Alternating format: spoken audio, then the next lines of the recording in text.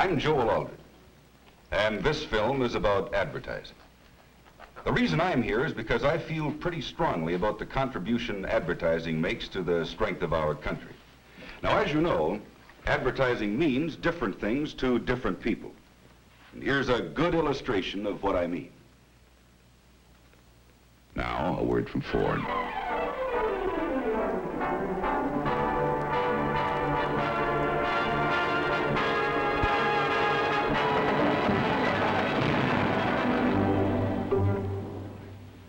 Did I miss anything, dear? Just the commercial. The old man got wrapped up in it and really liked it. But the old lady left the room and never did find out what it was all about. Now, there may be others like the old lady, and we'll have a talk with them a little later on. But right now, let's change the subject and see what electricity has been doing in your life during these past 20, 30, 40 years. I was just trying to get into the mood. I guess we all remember these things. Above all else, the Gershwin years were years of change. Our nation was stirring with new ideas, new wants, new needs. We were building a better way of life, and we had a powerful force to help us, electricity. Companies like General Electric were finding ways to use electricity, to light our homes, do our work. One of the new things that came along was General Electric's famous monitor top refrigerator, remember? The electric washing machine took the gloom out of wash day. And the vacuum cleaner eased another chore. Appliances appeared for every job. New electric servants the wage earner could afford. America was changing in other ways. We had more leisure time and more things to do. Remember the old crystal sets? If you opened the window, you could always get chilly.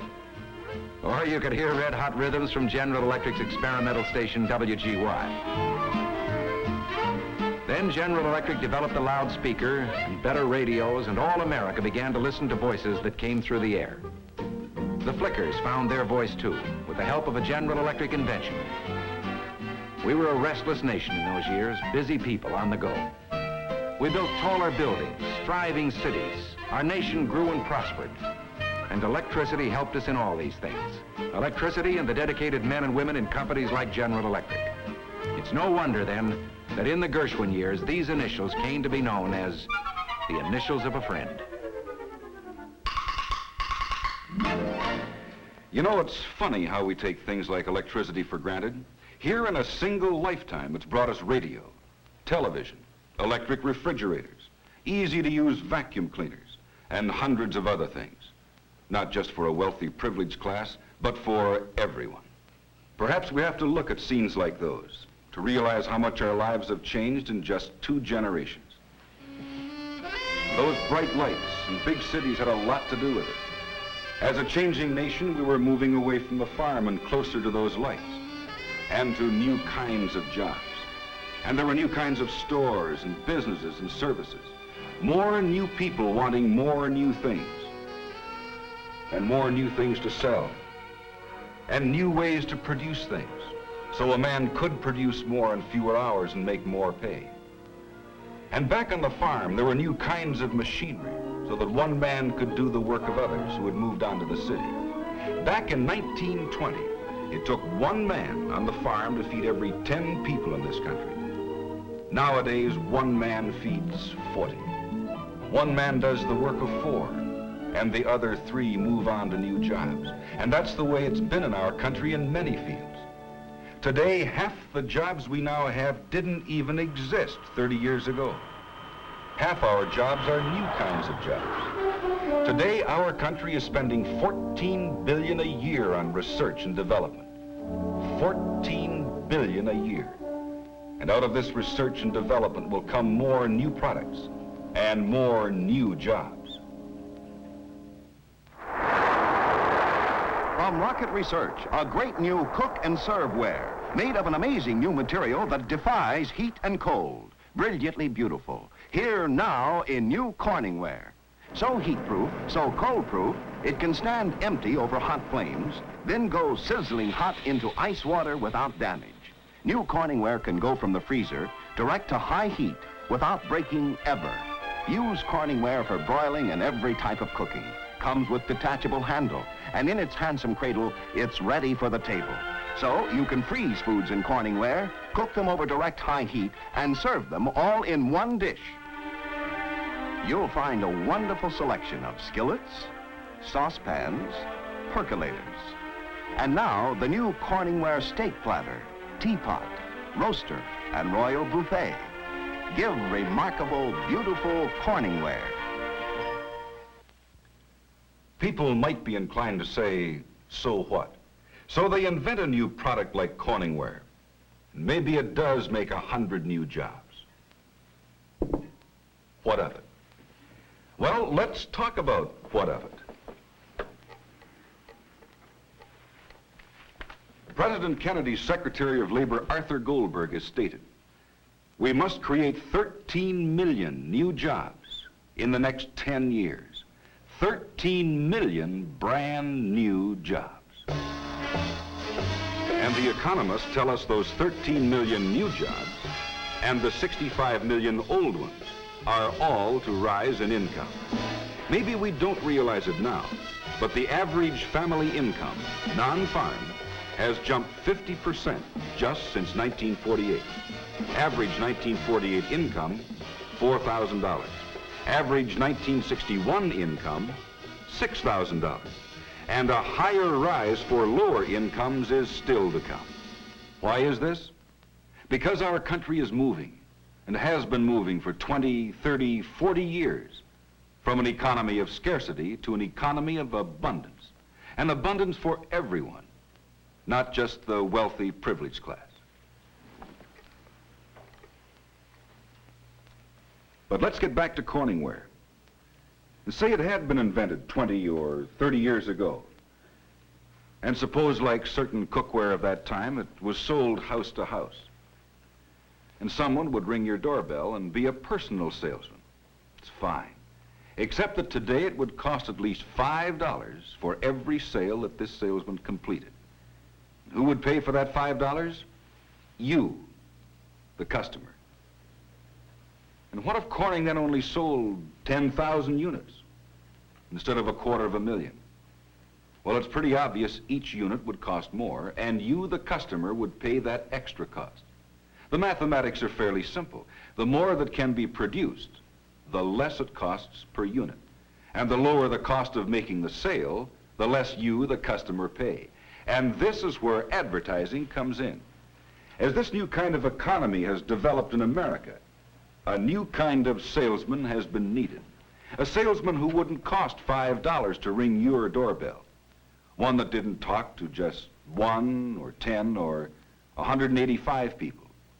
But one who would talk to 185 million people. And why? To sell more products at lower cost. To help create new products and services. And more new jobs. From the infinite universe of matter and energy, Union Carbide creates many things for the good of man.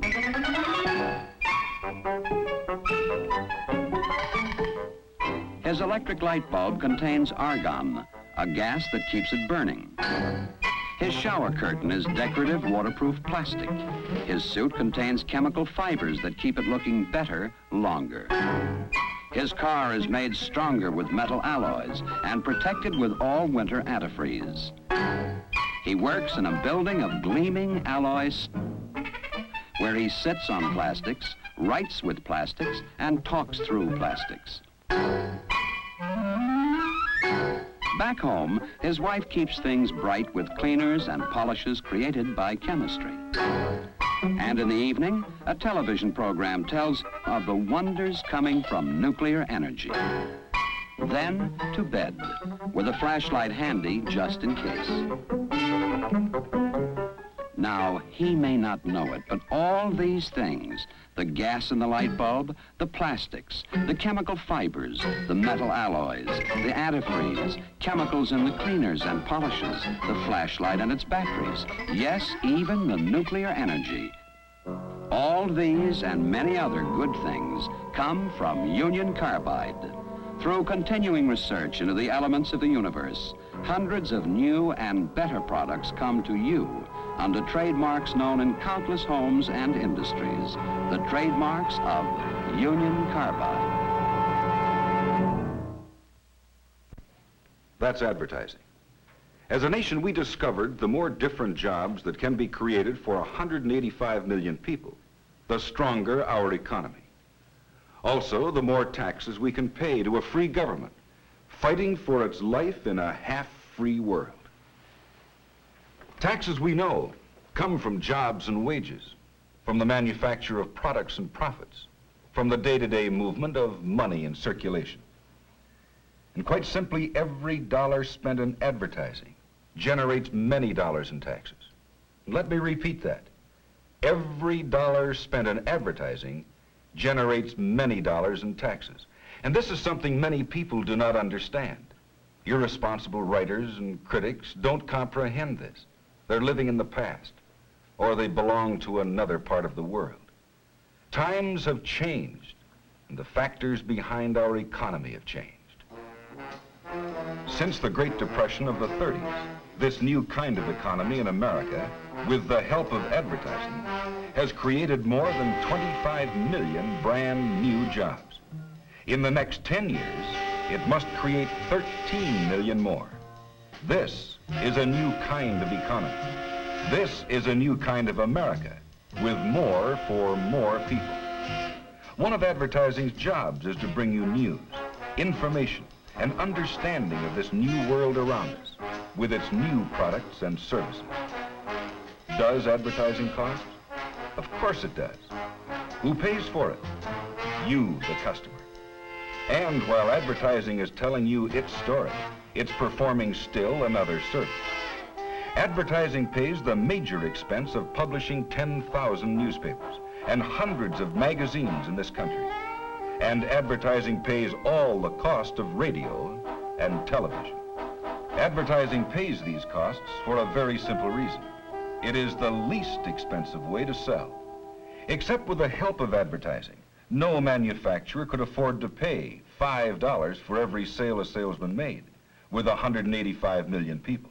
Since you, the customer, pay the sales cost in the end, this is important to you.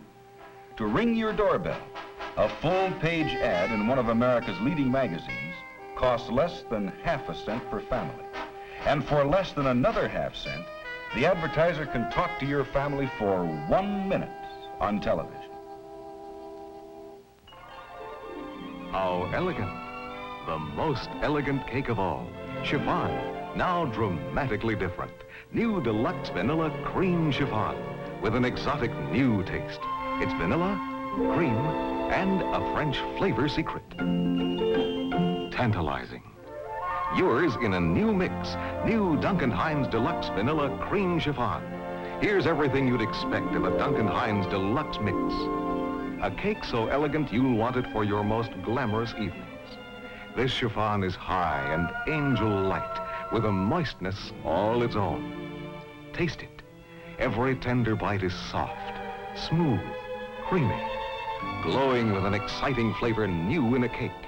Vanilla, cream, and a French flavor secret. Try new Duncan Hines Deluxe Vanilla Cream Chiffon. Duncan Hines, delicious.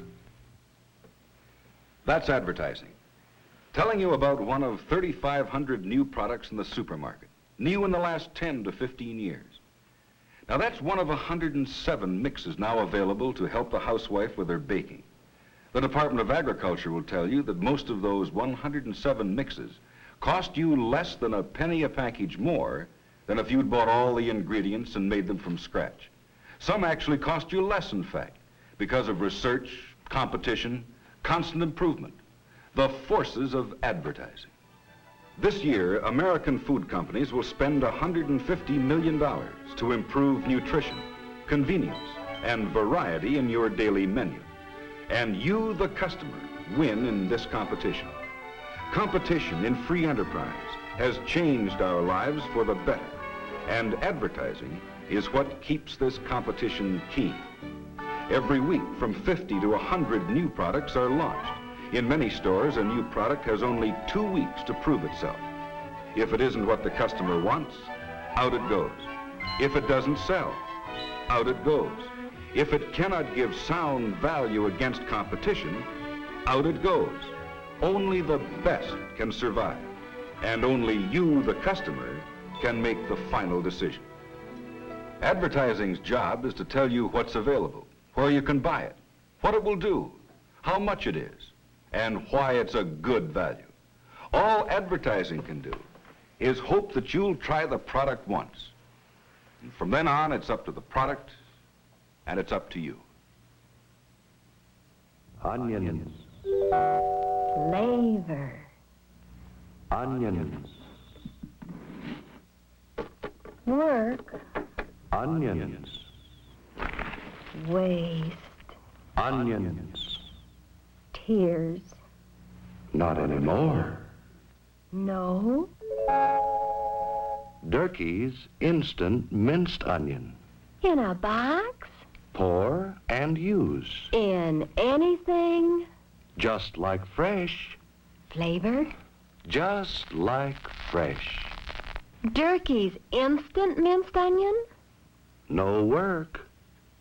Durkee's instant onion. No tears. Durkee's instant minced onion. What'll they think of next? If you don't see it in the store, ask your grocer. That's advertising. Now, if the product isn't all that's advertised, you'll never buy it again. This is important because it forces the advertised product to maintain a reputation. And any time it fails on quality or value, it loses you and your business. Now, that isn't true of an unadvertised product because it has no reputation to maintain. And it isn't true in the case of an advertised product that only seeks to sell you once. But let's make no mistake about this. There are quacks and charlatans who misuse advertising and destroy your confidence, just as there are quacks and charlatans practicing law or medicine. The Federal Trade Commission finds borderline problems in only 3% of its investigations and has to investigate very, very few advertisements. Now, you probably wouldn't be surprised if someone told you that 3% of lawyers or 3% of doctors were unethical, guilty of illegal practice. But this doesn't reflect on the good doctors and lawyers that exist or the good work they perform. The point is, don't make the mistake of blaming all advertising and the contribution of good advertising to our economy just because of the errors of the few. Certainly, advertising must continue to rise to its total responsibilities in our economy. In 2 generations, the American public has become more aware, sophisticated, discriminating, as well as more intelligent. And so is advertising. The Navy has learned that the child of 4 1/2 today has the awareness of a child of 7 20 years ago. The Navy is interested in the young man of 18 to 24. He's smarter today. He's hip. Once upon a time, the Navy played anchors away and waved the flag to attract his attention. But nowadays, the Navy talks like this. Kind of lonesome. Yes, but I'm awfully glad he did. Enroll in Navy officer candidate school, you mean? Yes, OCS. Lots of liberties? Oh, yes. Good food? The best. Education and training? Mm-hmm. Best thing he could have done. Enroll in Navy officer candidate school, you mean? Yes, OCS. Kind of lonesome. Yes, but I'm awfully glad he did.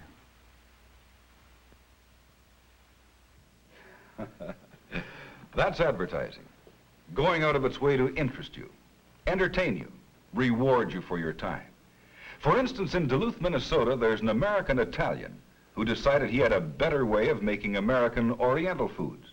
And what's more, he decided to can these Oriental foods and sell them in nearby states. So to tell everyone about it, he had to advertise.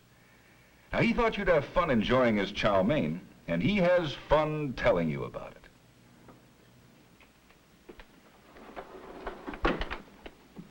You ever notice the way nobody ever says anything in elevators? Face the front of the car, please. You know why he says that? Habit. We're all creatures of habit. Food, for instance. What are we all going home to tonight? Spaghetti and meatballs, right? Potatoes, lots of starch. Face the front How of the... about a little variety once a week? Some light Oriental dish, like chow mein. It's delicious, filling, but not too heavy. Face the front. Face the issue. Would it hurt any one of us to try a little chow mein tonight? Break the American food habit? Probably some tasty canned chow mein you could pick up at your grocer's. Of course, it's up to you. Don't let me influence you. I got no axe to grind. Takes all kinds, huh?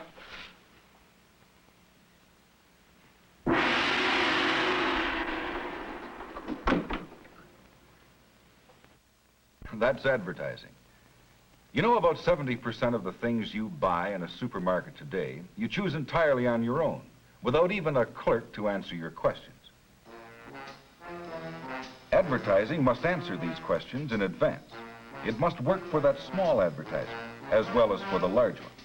It must use television, radio, magazines, and newspapers for the local as well as the national advertising. It must keep our competition keen, and competition must stir even more research and development to create new and better products, and in turn, new jobs and higher wages. And let's face it, more taxes to keep the American government ahead of its competition. It can be done. With average wages to reach $10,000 in the next 10 years, it means better schools and education, better hospitals and medical care. In the last 10 years, the dollars for schools and hospitals and government services have more than doubled, from $25 billion to $54 billion, paid for by taxes from you and me and American business. There's much more to be done, of course. We still don't have enough schools or hospitals. But as the economy grows, so do the tax dollars grow. And this growth must continue these next 10 years. Those 13 million new jobs must be created. And right now, the promise looks very good. Something almost unbelievable is going on all around us. It's the beginning of a tremendous construction boom. New construction in the next 10 years will be worth more than all the buildings now standing in the United States. It will take $670 billion to do the job. Underway right now, the world's largest office building, Grand Central City in New York. They're tearing down and rebuilding a square mile of St. Louis, a billion-dollar plan. Pittsburgh's fantastic new auditorium with the world's largest rollback roof. Century City in Los Angeles. In one spot, enough new buildings to hold more people than many cities. Florida, the Miami Herald builds the world's most modern newspaper plant. Denver, Colorado builds its brand new courthouse square. Seattle, Washington, another new building rises in Seattle's new 10-acre metropolitan center. And Westinghouse, just one company, has a construction and modernization budget of $75 million a year. We're building a new space-age electronics laboratory in California, a new transformer plant in Muncie, Indiana, and 14 other buildings to keep up with the pace. This is the new face of America, and hundreds of new Westinghouse electrical products will help make it an easier, better, more efficient place to live. You can be sure if it's Westinghouse. The man said new construction in the next 10 years, worth more than all the buildings now standing in the United States. And he might have added with it 15 million new homes and apartments, houses of new materials, structural plastics, glass in new forms, aluminum panels, your home air conditioned for half what it costs today. Advertising's job? To tell you about it. To run the want ads for 13 million new jobs and 65 million old ones. To bring you news, information, facts, and understanding you demand. And at less cost than if you answered your doorbell. One more job for advertising. It must continue its responsibility to remind us of our responsibilities, to buy U.S. savings bonds, to support CARE, Radio Free Europe, the Red Cross, to help Smokey the Bear prevent forest fires, to aid the many other projects that help to make a better world. Last year, the people in advertising, newspapers, magazines, outdoor, radio and television stations, gave $240 million worth of time and effort to these public service causes. And why? Because here, advertising must be your conscience, like cake mixes and cookware, electricity and minced onions. These were things you had to be sold on. He too would like someday to dance and leap and run. But he will not. This child has cerebral palsy. What is cerebral palsy? Brain injury, damage to a part of the brain that sends orders to the body. An arm is crippled if it receives no messages from the brain. Contact is broken. A leg that can't receive orders is useless, or it may destroy sight, hearing, speech. This is cerebral palsy, the cruelest multiple crippler known, and it strikes every 53 minutes. You can help. Join the 53-minute march on cerebral palsy. That's advertising. I wonder what it's doing to your life.